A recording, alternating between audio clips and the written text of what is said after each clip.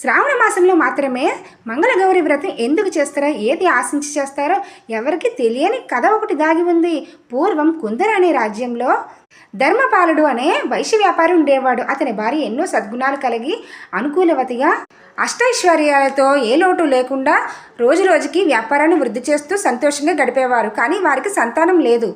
ప్రతిరోజు ఒక సాధువు అందరి దగ్గర భిక్షాటన తీసుకునేవారు. వీరి ఇంటి దగ్గర మటుకు భిక్షాటన చేసేవారు కాదు. ఎందుకంటే వీరికి సంతానం లేకపోవడం వల్ల అతను దానం అంగీకరించేవాడు కాదు వీళ్ళ దగ్గర.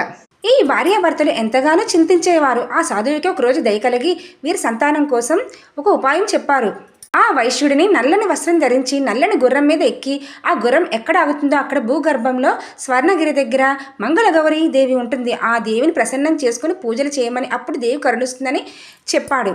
అతని పూజకు గౌరీదేవి తృప్తి చెంది అతని సంతానం కలగడానికి ఒక ఉపాయం చెప్పింది. దీని ఫుల్ వీడియో లింక్ డిస్క్రిప్షన్లో పెట్టాను.